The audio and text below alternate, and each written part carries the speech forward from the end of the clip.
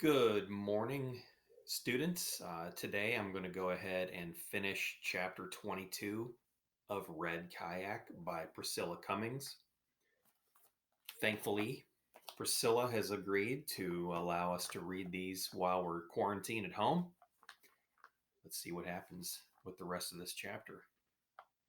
When I opened the kitchen door to the house, Tilly practically mowed me down since she wanted to go out so bad. I glimpsed the back of Mom. She had her bathrobe on, her hair caught up in a big clip, and heard the clink of dishes in the sink. "I'm home," I called in. "Taking Tilly out." She turned around and smiled. I walked into the butterfly garden while Tilly went off to do her business and spied a big toad making his way down the brick pathway in the moonlight. Like that toad, my mind was kind of hopping from one thing to another. My concern for dad and that crab protest, JT and his dad, me and the D'Angelos. I wondered what I would do when I quit working for the D'Angelos. I still didn't want to go back out on the water, but I wasn't old enough to work in the hardware store or down at the 7-Eleven. And worst of all, I still didn't feel right about what I had done with the drill. Life just wasn't moving forward the way it was supposed to. Not just for me either. Because what if Mrs. D'Angelo never got over losing Ben? And what if Mr. D'Angelo never stopped blaming his wife for Ben's death? And how were JT and Digger and I going to live our whole lives keeping it a secret? Frustrated, I swiped at a daisy and nipped the blossom right off.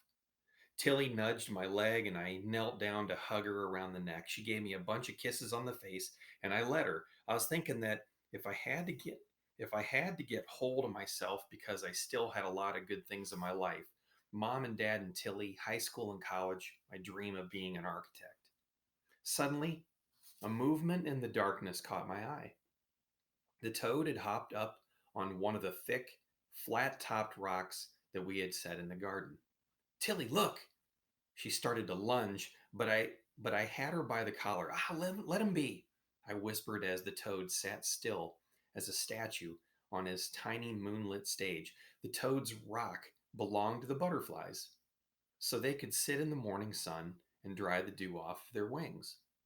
Now that Mom and I could talk more about things, about Amanda anyway, I thought of asking her just how the garden helped her. I know she didn't plan it just to keep herself busy, and I remembered that one time Mom told me butterflies symbolize hope. But what? But did she mean hope for us, for her and Dad and me, or hope for Amanda? Did she think Amanda's soul could live on somehow? And if Mom believed that, then what about other kids who died, like Ben? Could the little butterfly, asleep in our locust tree, drying his wings off on our rock in the morning, symbolize hope for Ben too? I'll tell you, I thought about things that might have never, ever crossed my mind before. When I shook my head and looked away, I noticed that the light was on down in Dad's workshop. "Come on," I said, clapping to Tilly, and I headed off toward the barn. Dad was sweeping the floor when I walked in. "Hey," he said, "how was the movie?" "Good, it was fun." A set of new hatchway doors for someone's boat leaned up against my father's workbench. He must have just finished them because he always cleaned up after he finished a project. Tilly sniffed the pile of sawdust and Dad shooed her away with the broom. "Carl asked me if you were going to go to Chrisfield tomorrow," I said. Dad kept sweeping, and I wasn't sure he heard the question. "No," he said after a while. Pushing my hands into my pockets, I studied him. "I guess it was a tough decision, huh?" "Nah," Dad wrinkled his nose. "Not too tough." He swept his pile into a dustpan. There was an old kitchen stool in the workshop. I pulled my hands out of my pockets, hauled the stool over, and sat down. "But aren't the other watermen going to give you a hard time now?" "I'm sure they will, Brady," Dad replied as he dumped the contents of the dustpan into a big garbage pan. I was confused, and Dad finally noticed, and he leaned the broom against the workbench and he brushed off his hands. "My mother, your Grandma Ellen, she used to say to me, 'Tommy, if you know right from wrong, then the answer is always right there, smack in front of you. It's when you get to thinking on it that you get into trouble because doing what's right is not always the easiest thing. And there's no doubt, Dad continued, it would be far easier for me to go along with the other fellers. Drive down to Chrisfield tomorrow and hold up a sign. Raise hell with the governor for clamping down on us and keep crabbing these waters until there ain't nothing left. He rested his hands on the edge of the workbench. But I'll tell you what, Brady, it's wrong. It's the wrong thing for the bay, and it's the wrong thing for me. I stared at my father, astonished. You're going to give up crabbing? No, no, not give it up completely. But you said it yourself, Brady. We have to respect the bay's balance. Take the long look. Live more sensitively. Yeah, but I was just telling you what the scientist at school said. Yeah, but you know what? You're right. That scientist is right, and I've known it all along. And the dad said something that made me stop breathing. It's just that sometimes, he said, even when the right answer is smack in front of you, and you got to reach deep inside yourself to act on it. You know what I'm saying? I nodded and I swallowed hard too because I understood perfectly, only I was not thinking of saving the blue crab now. I was thinking about Ben and Ben's parents. I was thinking about reaching inside to do the right thing so that they would know the truth. So Mr. D'Angelo knew it wasn't his wife's fault. So Mrs. D'Angelo would stop blaming herself. And then so JT and Digger and I faced the world and admitted what it had really happened. Dad plopped down noisily in an old chair and put his feet up on a toolbox. But I'm not going to lose any sleep over it. No, sirree, I got more work here in this shop than I know what to do with. One less waterman out there a couple of days a week ain't going to hurt anybody.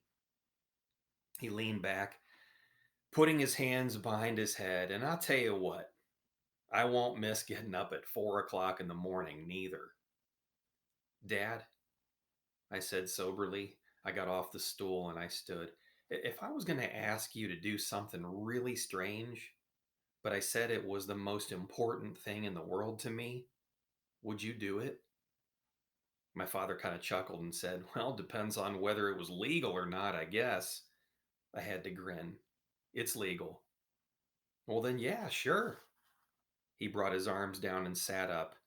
If it's really important to you, son. The grin slid off of his face or off my face. Well, then I need to ask you. And Dad leaned forward, listening. I hesitated because I knew that once I said something, I could never take it back, and that everything and everyone would be changed by it. But it was the right thing to do in my heart. I had known it all along. I wondered, Dad, if you would hook up the oyster dredger to the Miss Amanda and help me haul something out of the river. Arching his eyebrows, my father took a long, hard look at me. It was uncanny, but it was almost as though he could read my thoughts. He asked in a quiet voice, would it be a red kayak, Brady? I did not turn away. Yes, sir. Silence for a moment. Why? He asked. Why in the world do you need to do that? I couldn't tell him why, not then. It's just something that I have to do, I said firmly, and Dad accepted that. To this day, I'm not sure why I couldn't have told him the whole truth of it right then. But I've sometimes wondered if it wasn't because deep down inside I still harbored the tiny flickering flame of hope that if we found the red kayak, its hull would be as smooth and intact as the day Mr. D'Angelo brought it home, a glistening shell, a new toy on top of his silver Porsche. And guys, that is the end of chapter 22. I can't wait to see what chapter 23's got in it. There is a question for today's homework. Please answer it. Please answer it honestly. Do the best that you can and get all your homework done, and we'll see you later.